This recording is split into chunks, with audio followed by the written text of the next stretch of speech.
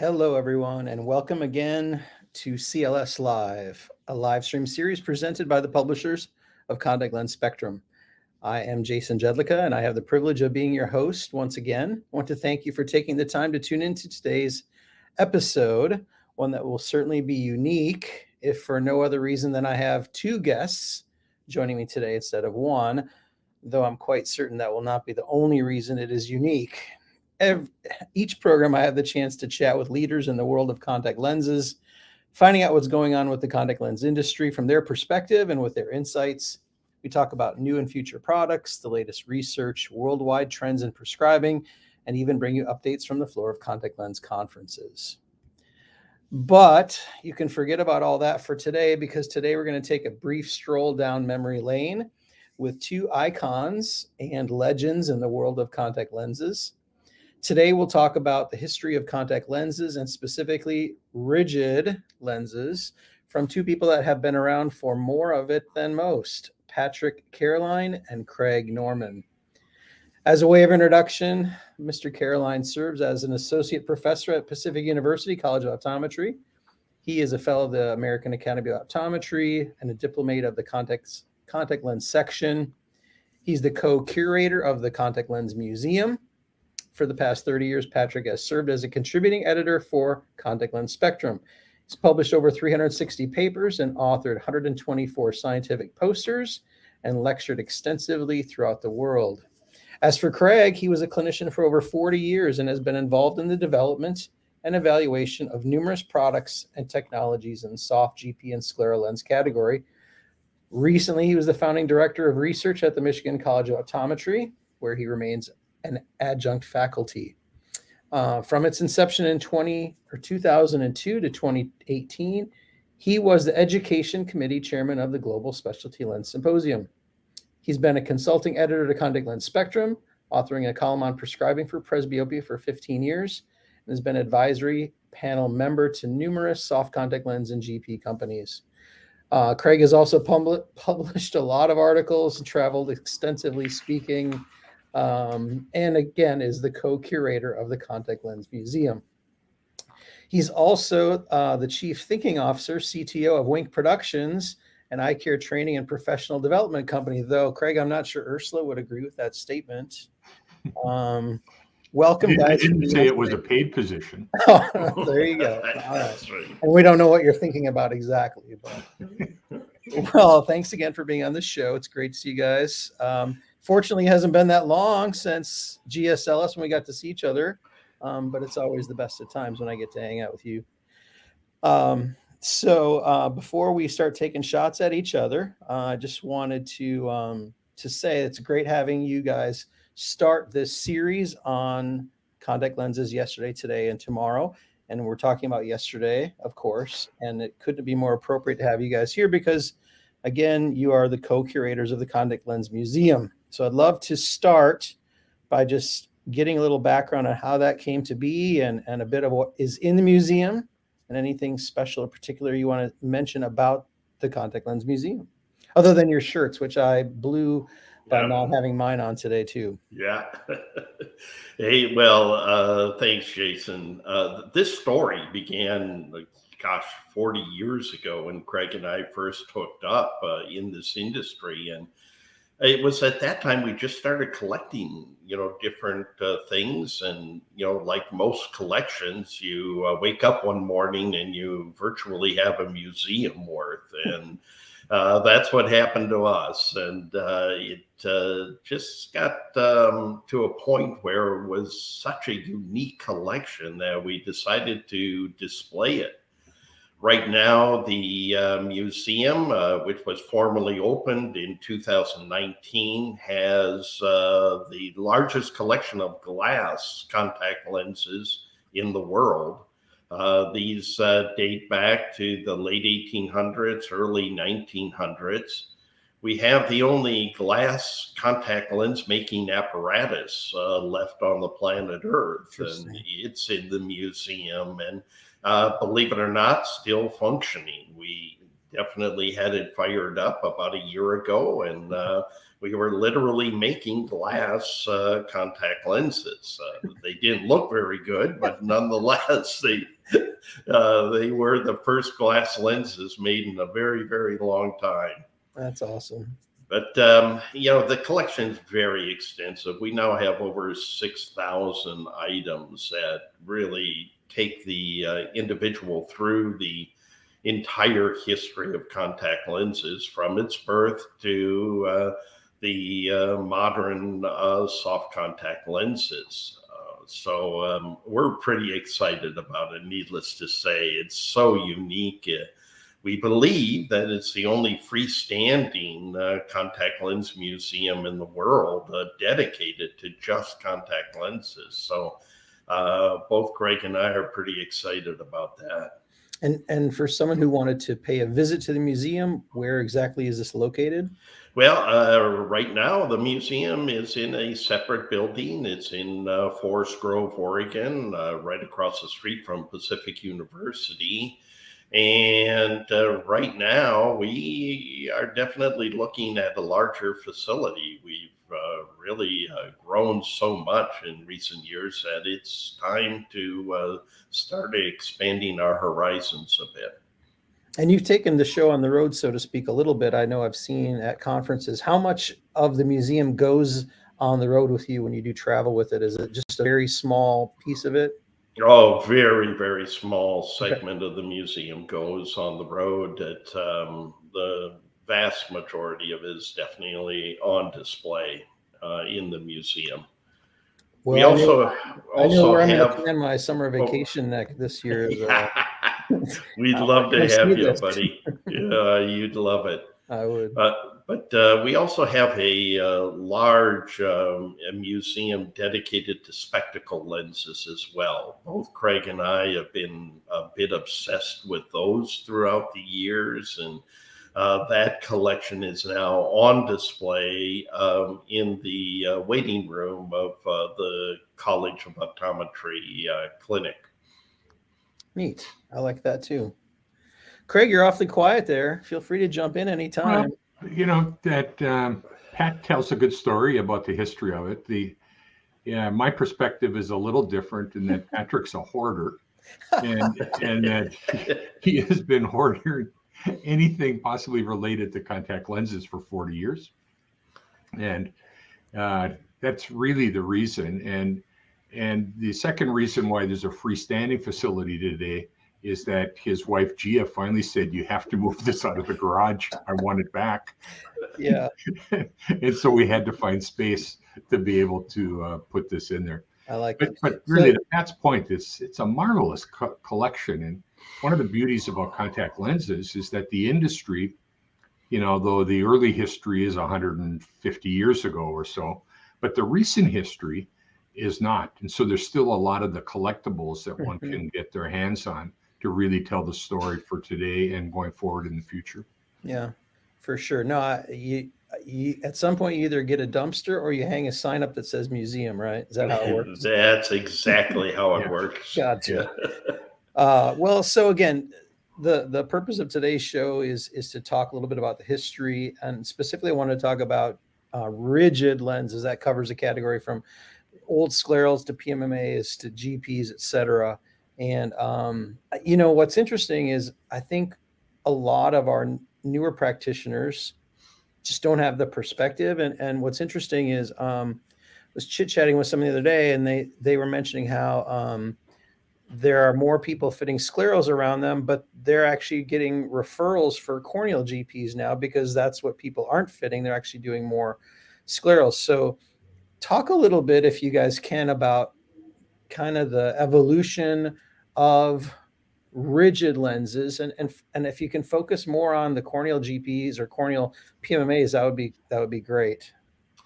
Well, Craig and I just published an article on the history of PMMA in last month's contact lens spectrum. So very perfect timing. PMMA was introduced into the contact lens industry in 1938, just prior to World War II.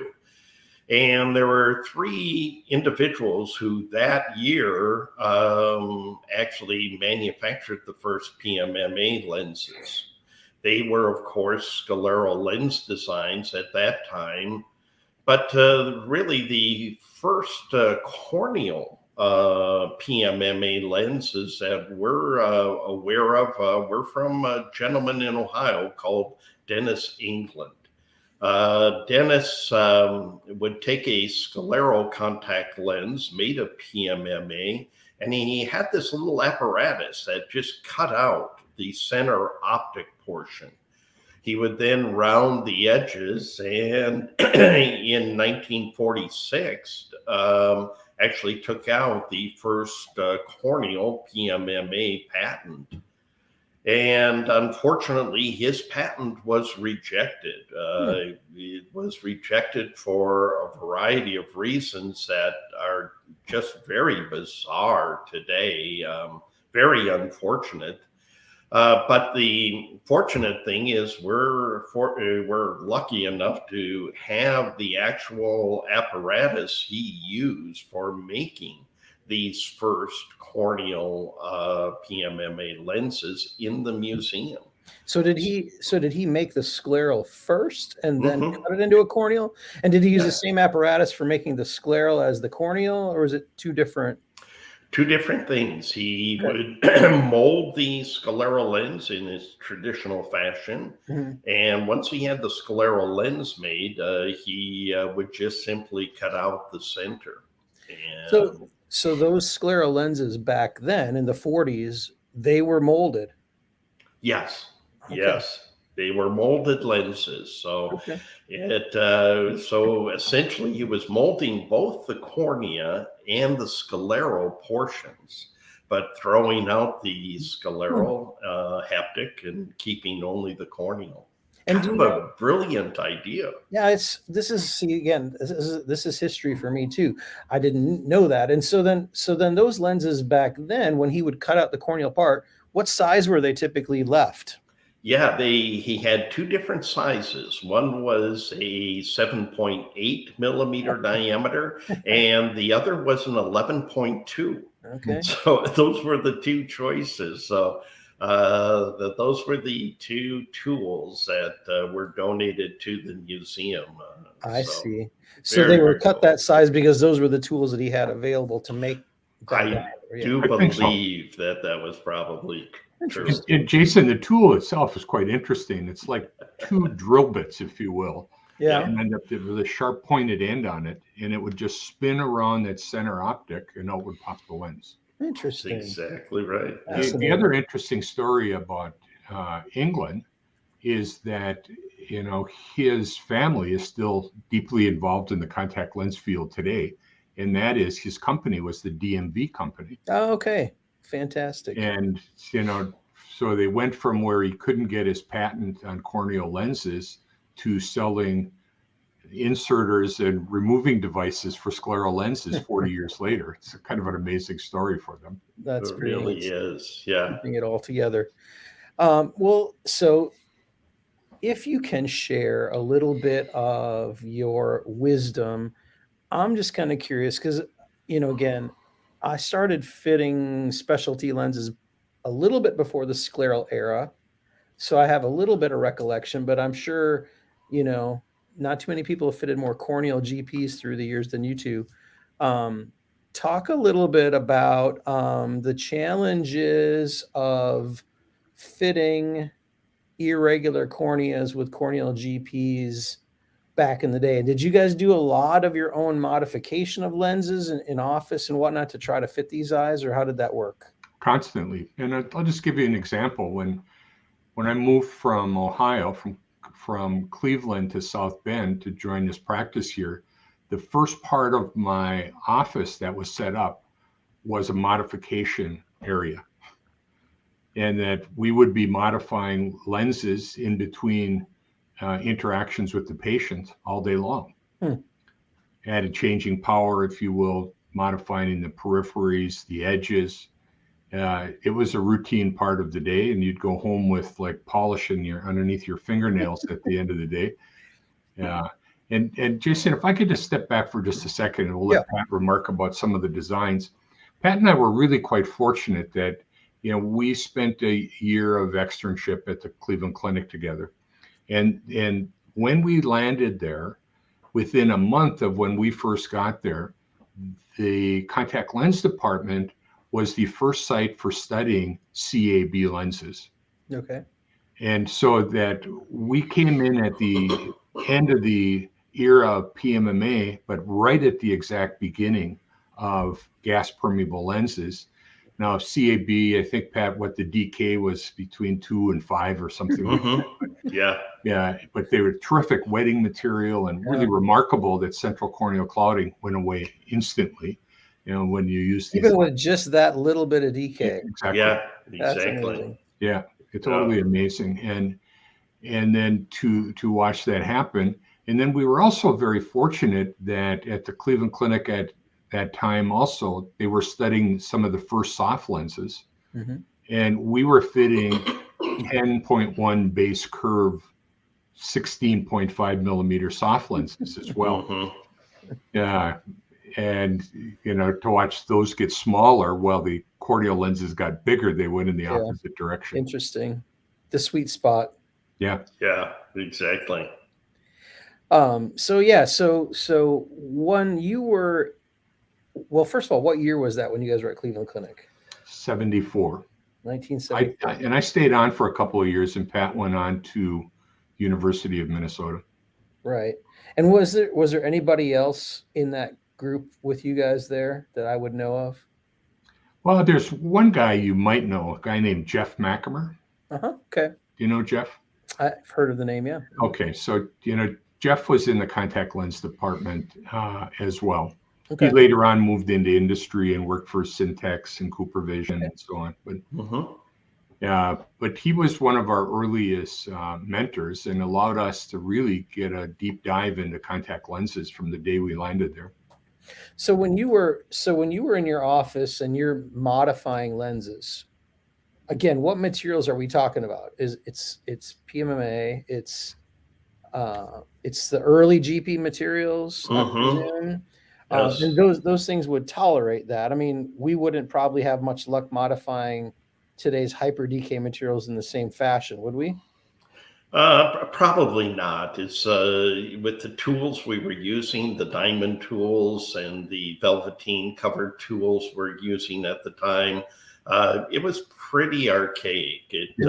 We still do it today. When I need to loosen up a corneal GP lens, it's always a kick for the resident at the time, because they say, "Oh my gosh, I saw YouTube videos of people doing this, and I get to see it live now." And it's just quite a kick to have that history that Craig and I have.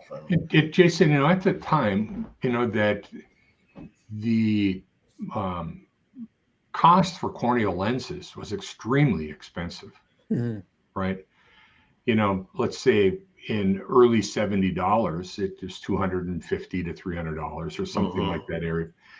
And anyway, so if one damaged a lens or had a chip or a nick or something going on, you had to be able to try to salvage that lens because it was just so expensive for the patient to get. Right.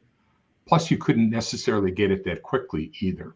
Correct. And so, especially for the irregular corneas, to keep them in their lenses, you had to perform all kinds of little tricks with fingernail files and other stuff. Yes, exactly. So I think the thing that I would want to communicate to younger practitioners is how incredibly wonderful they have it today. The scleral lenses have been a godsend to try to take these symmetric corneal GP lenses and put them on these highly asymmetric corneas.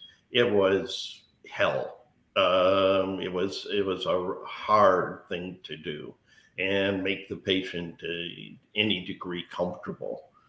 So, boy, the evolution of the scleral contact lens. The only thing I look back at the rebirth of scleral lenses is ask myself constantly, why did it take us so long to discover these? You know, the folks that did discover this need to be given a lot of credit because it's changed everything we do.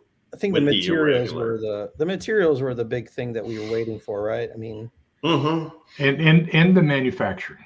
For sure. You know, that you know, the routine process was when you received an order in from a laboratory, is the first thing you did is put it over at the inspection area, right? And you inspected all the parameters, and you're probably rejecting 20 or 25% of the lenses. And the change to you know, computer numerically controlled lathing equipment changed that overnight. And that, you know, it's like that room full of radioscopes that you have at the university, Jason. You hope somebody at some point will learn how to use.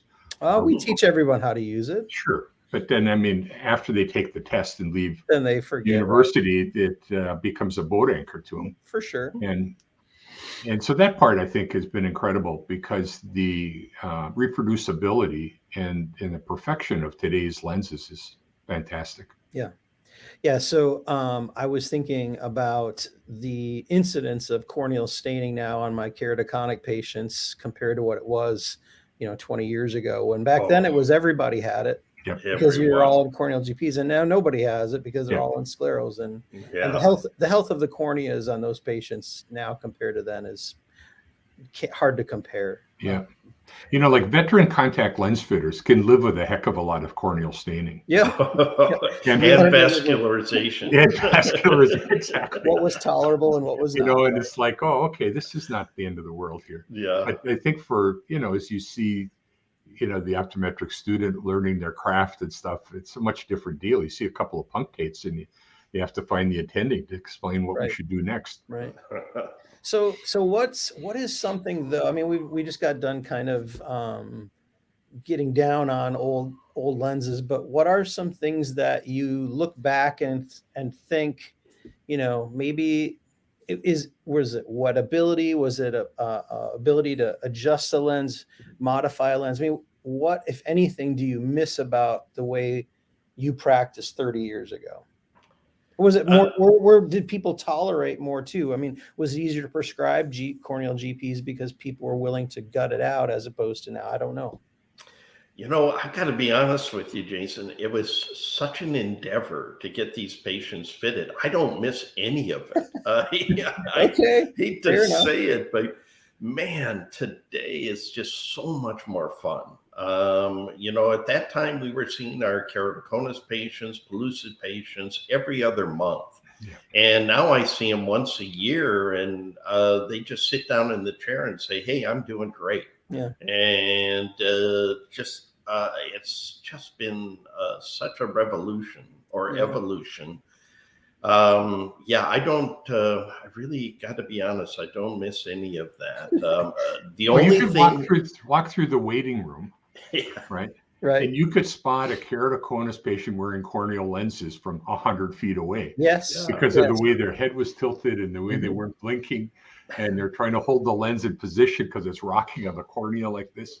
No, that's so funny because I have a friend, and I met their father a year or two ago having dinner, and sitting across the table from at dinner, I noticed something, and eventually I said, "Do you wear corneal GP lenses?" He said, "Yes." "How did you know?" I said, "Do you have keratoconus?" He said, "Yeah." "How did you know?" I said, just something about the way you were sitting there blinking. Anyway, now I see him in the clinic as a patient, but it was really funny how you're absolutely right. There was just something that you kind of sensed about him that it looks like he wears corneal GPs, and he looks like he's in pain. Well, he's quite happy with them, and he still wears them, but he's one of the few. So I wanted to before we get too close to wrapping up, because we're already pushing for time, but I wanted to talk about the relationship that you guys have had with contact lens spectrum and with Pentavision over the years. I mean, you're a little bit synonymous with both parties, in that you guys have been published so much in Spectrum, and you're so integral to the conferences that Pentavision puts on. I mean, talk about that relationship for just a couple minutes, and what that's kind of meant to you over the years to have that relationship. Well, Jason, that we were quite fortunate in the early 2000s when Pat and I and others were interested in a group of starting a contact lens meeting, right? This was the genesis of it. It's kind of like, the person that's a good cook at home says, you know what, we're really a good cook, we'll open a restaurant. Mm-hmm. Well, Pat and I figured we were pretty good speakers, so let's just start a meeting, right? Right. And we didn't know anything about it. And that was started with the Global Orthokeratology Symposium. Mm-hmm. And Pat and I and Joe Barr at the time, who was the editor for Contact Lens Spectrum. And anyway, so Pat and I and others had this idea, but primarily Pat and I, of putting this meeting on, but we didn't have any capability of marketing the meeting or getting it out there. And in essence, right, Pat, we didn't have any money. Oh boy, no money, that's for sure. And that Spectrum at that time was interested in getting into the meeting business. Mm-hmm. And it was just so fortuitous that we met up at the same time and put on that first meeting. And then GOS, of course, turned into GKC, which turned into GSLS, and now there's the myopia, different GMS, and all kinds of different meetings that are put on by Pentavision and Contact Lens Spectrum. But it was, again, one of those things. It was just the right place at the right time. Don't you think, Pat, that probably is? It was. It was just perfect timing for us. And we had this huge interest in, putting on some CE, and it was a perfect venue. And then, for Craig and I, it's always been having Spectrum around to be kind of a mouthpiece for continuing education in a written format. I started writing articles in Spectrum 33 years ago, the monthly case report column. And that's been 33 years of my life. Yeah. Every month writing those, and now Craig and I have the every other month column related to contact lens history. It's been just an incredible forum for us. Yeah. Well, there's certain things in life you can always look forward to, and one of them is opening up the back cover of Spectrum and seeing you and Mark on the exactly. So that's part of life. Right. And the reason it was part of life is they didn't change their picture for 33 years either. Yeah. That's 100% Thanks, Craig. true. So. All right, guys. Well, unfortunately, I've got to draw this to a close as we are out of time for today. It's been awesome having you here. We could talk for hours and hours, but thanks for being part of this today and giving us a little bit of the history. And interestingly enough, the fact that down the history of GP lenses, there's not too many good memories, but appreciate it. I just want to remind everyone who is a avid follower of our show to join me again next month in the series of Past, Present, and Future of Contact Lenses. I'll be joined by Professor Nathan Efron, who will join us from down under to talk through the history of soft contact lenses over the years. So thanks again, Pat and Craig, for being here. Thanks for joining us, everybody. Look forward to seeing you next time. Have a great day. Thank you, Jason. Thanks, Pat. Jason. See you guys. You bet. Good seeing you all.